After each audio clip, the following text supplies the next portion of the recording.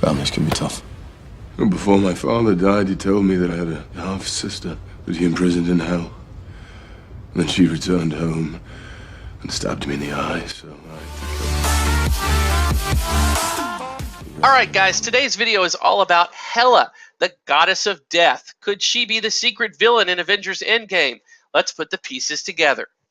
As referenced in the opener, in Avengers Infinity War, Thor mentions he's got a half-sister. Before my father died, he told me he had a half-sister he imprisoned in hell. Now, why would Thor say half-sister?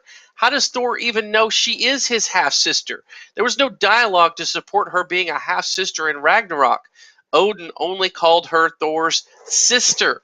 This tells me Thor knows something and the writers are keeping it from the audience, such as, who is Hela's mother? Could she be Lady Death, seeing as how Hela is the goddess of death? In the comics, Thanos was obsessed with Lady Death, and that's why he wanted the Infinity Stones, to wipe out half of the universe to impress her. The MCU changed those motivations to try and make him kind of benevolent, but could the MCU be lying to us? Could the greater threat, the toy packaging references that we've heard about, actually be Lady Death? Maybe now that Thanos wiped out half of the universe, she is one to make an appearance to get it to stay that way. I just think there's a really good possibility we'll see Hela in this movie. I think she's too good of a character to be a one and done. Cate Blanchett has refused to confirm or deny whether she's in the movie. In an interview with Screen Rant last September, she said, when she was asked about the possibility of reprising her MCU villain role, there's always a way back, but I'm sure there's always a way forward.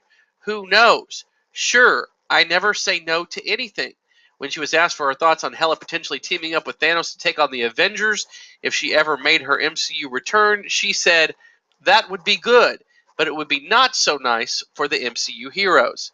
Now, it's worth noting that Ragnarok and Infinity War shared the same soundstage during filming, and it would have been an easy way to sneak a character into a movie without anybody noticing. Also, I want to talk about this Asgardian statue that's popped up in multiple places. The first time we saw it was in Thor's vision in Age of Ultron. It was featured in a way that viewers could not miss it. So could this possibly be Hel in Thor's vision? Heimdall did say, we are all dead. Then the same statue popped up again in some behind-the-scenes set photos shot in Scotland, where Thor and a stand-in for Rocket were also spotted. The third place it was seen was during an interview with Cate Blanchett in the background. Now you ask, why is the statue so important? Well, in Asgard, who would they make statues out of? Certainly not average warriors or Asgardians.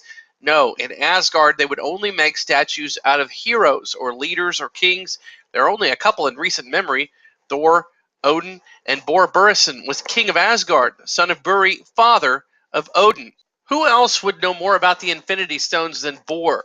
Maybe Thor takes a trip to Hell with Rocket to either get some advice from Bor and to possibly recruit a previously dead Asgardian army, seeing as how most of the Asgardians have been wiped out, and Thor believes it is Asgard's job to protect the Nine Realms. If Thor does take a trip to Hell, we might also see Loki there as well. Perhaps if Thor is successful, this may result in yet another power upgrade and increased chances of beating Thanos. Alright guys, that's going to do it for this video. If you liked it, leave a like and a comment below and hit the bell notification. Thanks for watching.